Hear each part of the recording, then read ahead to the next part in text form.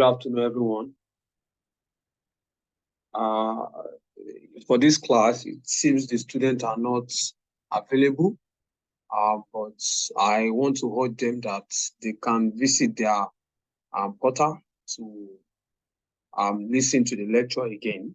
So, good afternoon, class. You are welcome to History of Film and Cinema, that is FMC 113. In the last class, I hope we can we learned one or two things talking about the fathers of the pioneers of cinema. Okay, so if you can remember, we talked about Thomas Edison. Thomas Edison, the man who was born 1847 and then died 1931, as he was known to be a one of the pioneers or the father of of um, of of one of the major equipment used in producing cinema. Okay, sorry.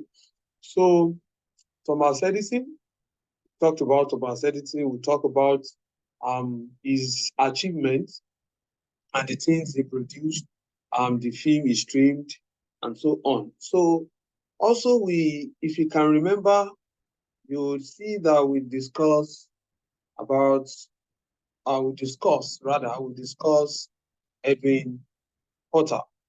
We talked about Edwin Potter.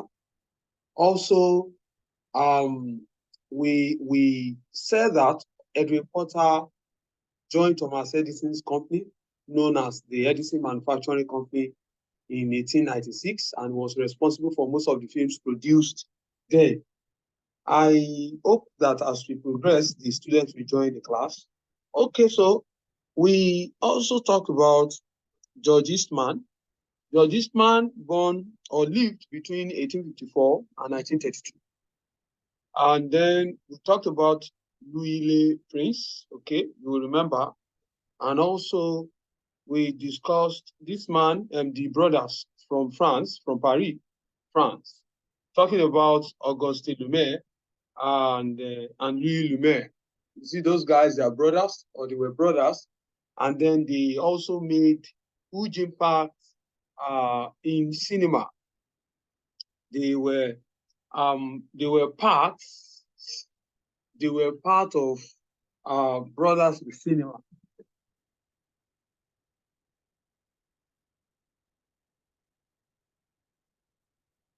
Excuse me, class.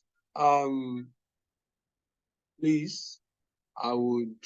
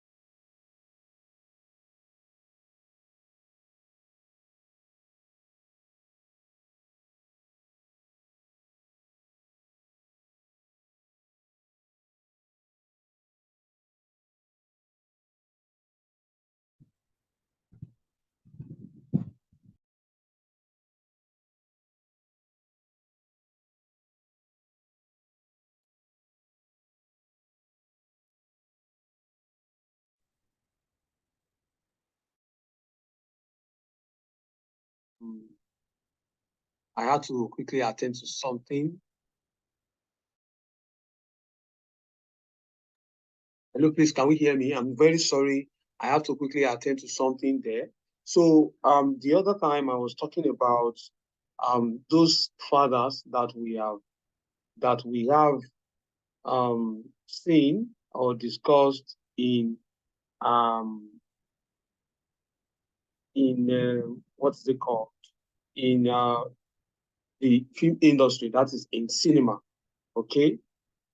So I want to believe that after the class we held last week, you were able to go back to your course material, and then you were able to read some things.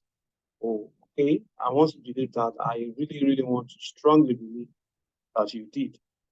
Please, I'm just trying to locate something.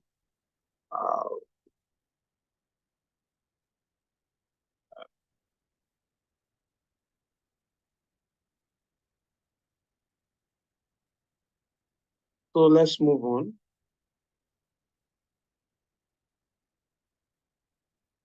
Now, the next thing we are looking at today, we are going to be looking at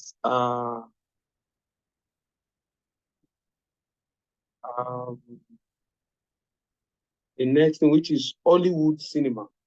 We are going to be looking at the Hollywood cinema. Hollywood cinema. Okay. So first of all, we'll talk about Hollywood as a place and industry.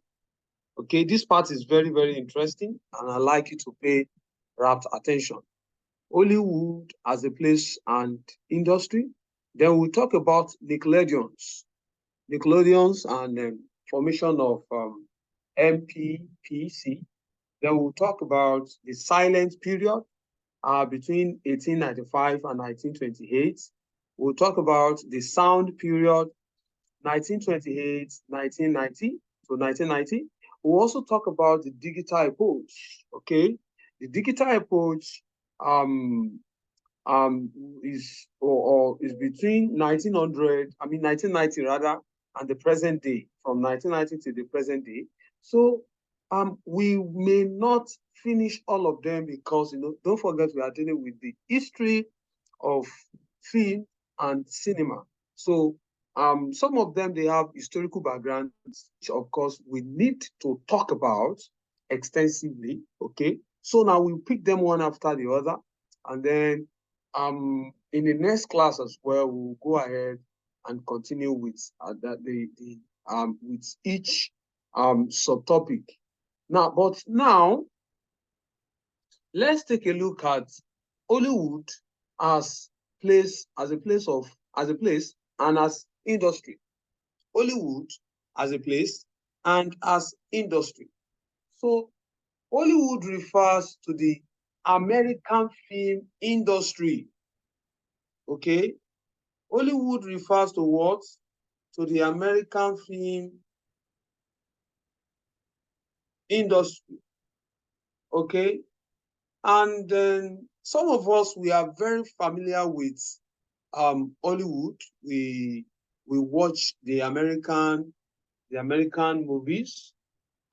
Sometimes when I'm watching, there are a lot of things we call film tricks and the likes.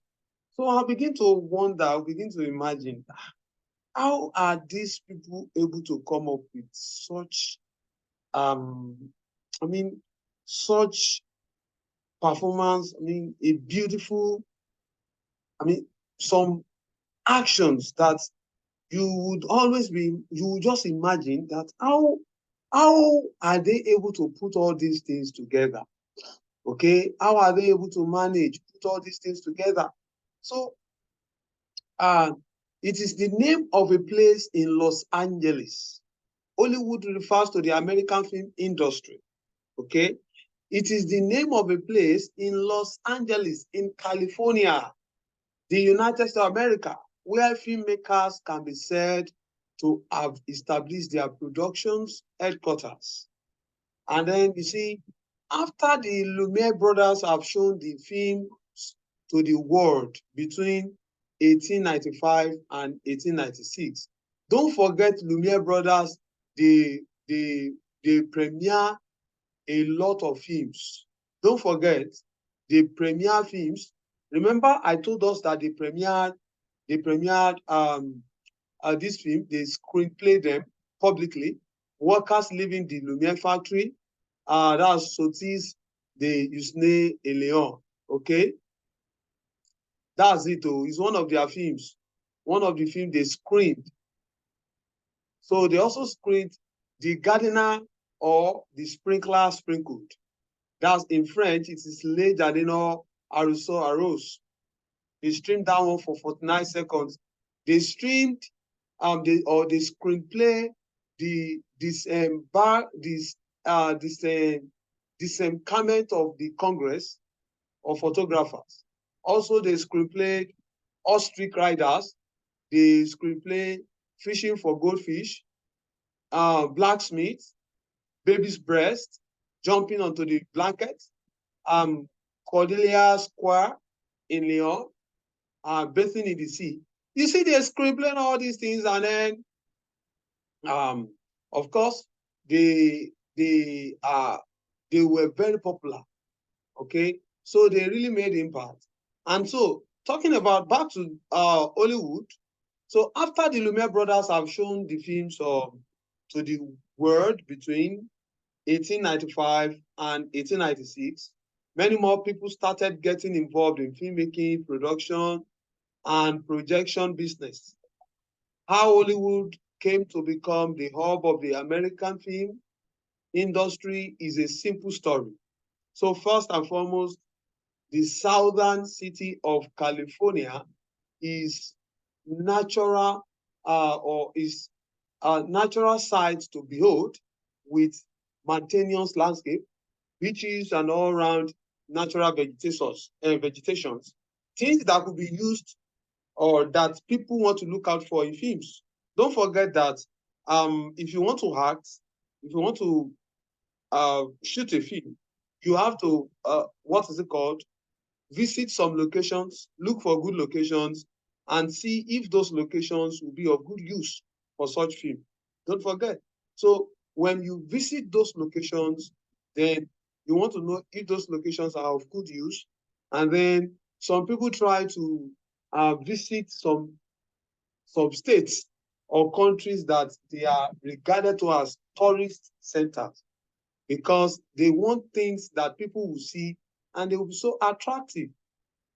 Okay, now don't forget, now if I were to ask you in the class that if you want to shoot a film and you have the resources as a student, where would you have loved to go shoot your film? I will hear different kind of answers. Some people may say UK, some people may say US, but for me, you know where I would say? I would say Dubai. So you understand now? Because in Dubai, you have beautiful places. You also have we also have beautiful places in the US, and in the UK, and in some other, we have beautiful places in the Netherlands, okay? In the Netherlands, in some other countries, in Sweden, beautiful places whereby you could shoot your movies. All right. So one of the things that characterize the Hollywood is the beautiful environment in California. Okay, so filmmakers used to travel down there to explore ideas and spend winter season together with a group of filmmakers, forming the Motion Picture Patent Company. The Motion Picture Patent Company, which we call the MPPC. Okay, so they will travel, they will go there. I'm very sure some of you, by the time you delve in, okay, you are in 100 level, by the time you delve in into your core courses, you would be willing to know how some of these films are made. Okay, so as filmmakers visited the place, they travel down to explore ideas and spend winter seasons together with a group of filmmakers forming the motion picture patent company and cutting some orders off their circle. So many artists decided to leave the city for them and relocate to shoot their film in a cheaper locations. I mean, in cheaper locations rather. So this was how Hollywood in Los Angeles became the chosen place for many. And in one of his effort to shoot a film titled Intolerance in 1916, Griffith built set for ancient Babylon in an open field in Hollywood, which became a huge landscape for filmmaking and then attracted many independent producers to use the set. So some also started building their studios in Hollywood at this stage, such as Universal Pictures, Paramount Pictures, Fox Film Corporation, etc., etc. Right? So, so by 1911, the first film studio was built in Hollywood rather, and then with many other studios. So the owners formed a conglomerate of movie moguls, movie experts, movie people who are business oriented. So people looking to become famous through movies moved to the Hollywood just like celebrities in Broadway shows, okay? Stunt managers and uh, many others on long-term basis. So this is how Hollywood established the studio system in film history, whereby individual studios manage the production and the exhibition of their films from the beginning to the end, following these two, the star systems, and also the actors as well. And they were able to engage in some movie activities. So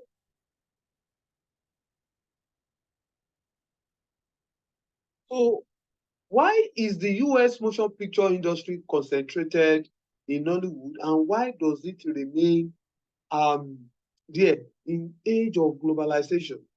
Okay, in the age of globalization. So um, you see, it is because apart from the fact that it's foundation, apart from the fact that it's the foundation of the cinema of the Hollywood, you see, it has really become a site of attraction to many people, okay, to many who are willing to learn some things and willing to probably shoot their films in that particular place. So let me tell us more about Hollywood.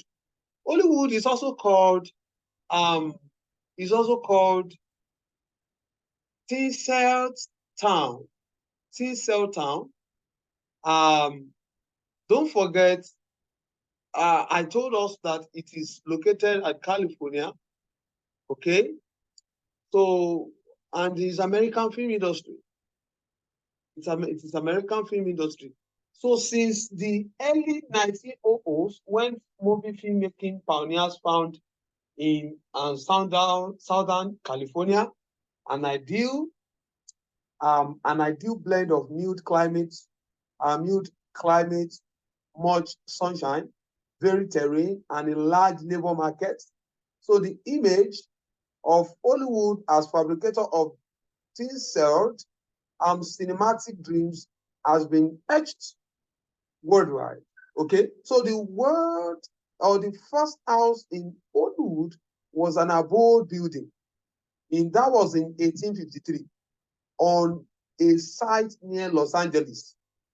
Then a small um, then then a small city in the new state of California. So Hollywood was laid out as a real estate subdivision in 1877 by Albe Wilcox. Okay, and then he, and then later on, um,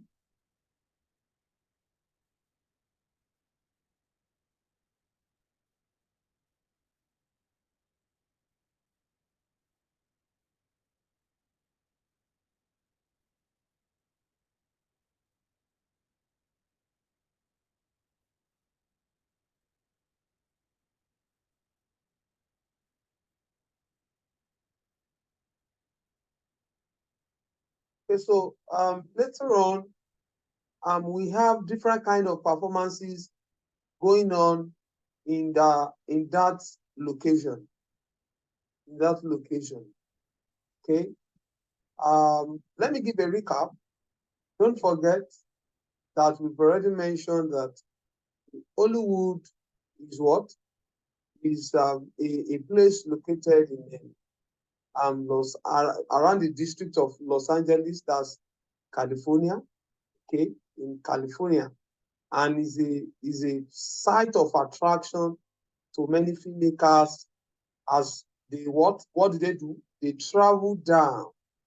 They travel down to the place to make their films, to shoot their movies, and later on the place became very expensive for them.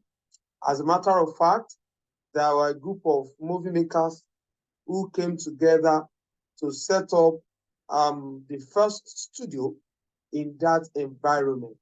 And you will see today that if you are looking for home of films, home of movie, or visit California.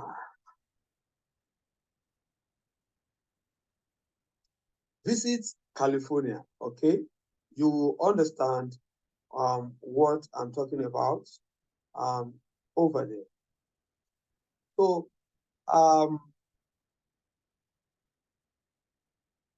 let me quickly give us some kind of explanation about the cinema or in the United States of America, talking about the Hollywood system. So the cinema of the United States of America consisting mainly of major film studio, also known as metonymously as or also known as Hollywood, along with some independent film, has had a large effect on the global film industry since the early 20th century. That was then, okay.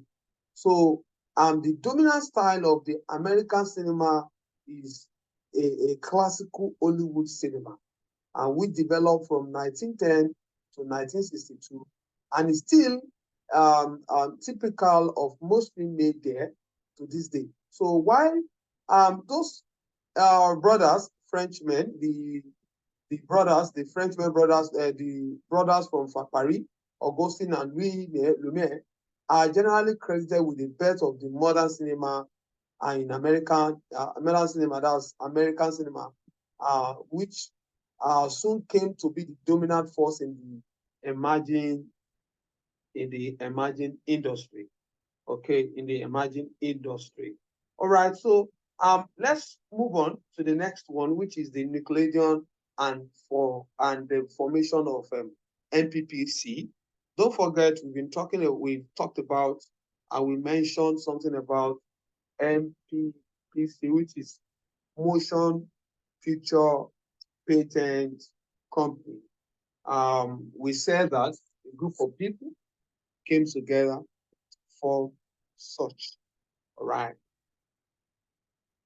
So the Nickelodeons and formation of NPPC, if we remember that Thomas Edison and his assistants, William K. L. Dixon, had given the fact that a motion picture camera, which is kinetograph, and a machine for viewing film kinetoscope, as well as the studio Black Maria.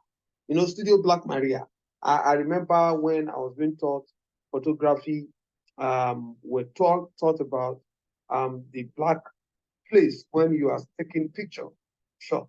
Okay, so I said, if we remember that Thomas Edison and his assistant, William K. L. Dixon, had given the fact that a motion picture camera, that is a kinetograph, and a machine for viewing films, that's kinetoscope, as well as a studio, Black Maria, earlier in the United States, before the Lumiere brothers, we shall attest that American did not go to sleep after its initial production. Okay, so among the people that kept Americans strongly in the limelight were people like William K. L. Dixon, and Edwin Stanton Porter, who worked for Thomas Edison. Okay, so Edison Porter, Edwin Porter was in his 20s when he began working for Thomas Edison. Okay, when he was working for Thomas Edison's company, he was very young, and specifically in his studio as a projectionist. Remember, I told us that he was the one projecting the things made by Edison Porter, Thomas Edison. So soon after that, he started making his own film and became the first man to introduce multiple shots in movies, which means that his film became longer in duration than those of Lumiere brothers. Are we together? And others even before him. So with his film, okay, The Great Train Robbery, released in 1903, Edwin Stanton Porter showed the world that film can be shot in different locations. Okay? He showed the world that film can be shot in different locations. And that is by moving his camera to different positions. Another of his film called The Life of an American Fireman, which was also made in 1903, showcases how creativity was brought into film. Here, he used his camera to follow the movement of a fireman who arrives to put off the blaze at both exterior and interior position. So this in film history is seen as the beginning of continuity shooting. Okay, so being highly successful with spectacular images, people were lining up to see the movies.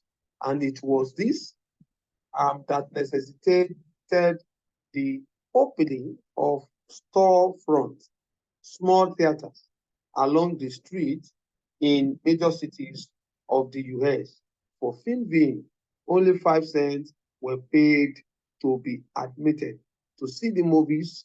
For this season, the roadside theaters were called Nickelodeons. Okay? And after the name of currency called nickels, the Nickelodeons were energized mainly by Edwin Porter's film.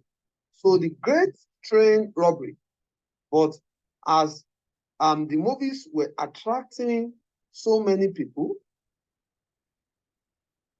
both viewers and filmmakers, a group of filmmakers led by Thomas Edison formed a consortium to regulate it in 1908. So the consortium formed was called MPPC, Motion Pictures Patent Company. I hope you get it. So their goals were to raise the admission fee, eliminate cheap theaters, and all right. So films continue to be made by all who can, with some of them becoming too long because they are shot in different locations. Shortly after these earlier films, some action movies began to emerge with filmmakers like D.W. Griffiths making his mark in industry. He first began by being an actor in one of the films directed by Edwin S. Porter before going into film directing. So he said to have directed nearly 500 films between 1908 and 1913 and introduced a lot of innovation in shooting and editing of films, such as angle of shots, wide angle or close-up angles, shot reverse, shot techniques, etc. among the stream were Birth of Nations. That was in 1915, where in 15, that Birth of Nations, 1915. So the film was a 3-hour long on American Civil War. Also,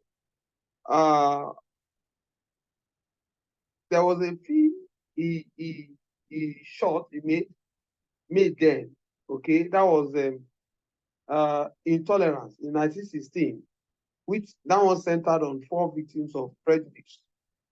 Okay, and then generally speaking, the history of the American Hollywood film industry can be divided into the following. It can be divided into first, the silent period, that was 1895 to 1928, and then the sound period, which is 1928 to 1990, and the era we talk about, the digital era. The digital era, the era I love most. I'm happy I came to this world at this time, the digital era. So the digital era began 1990, don't forget, when the systems, computer were brought in, and then from 1990 to what is it called, to the present time. Okay, class, or unfortunately, those who are supposed to attend the class were not available. So if any of you has question, you can visit the facilitators page. You can see the facilitators phone contact and also the facilitators email address. And for some of you who are privileged to be on WhatsApp group created for this class, you can also ask your question. All right. So in the next class, we are going to be looking at the silent period and the sound period and the digital era. Don't forget, this class is just for 6 weeks, and then we are already in the sixth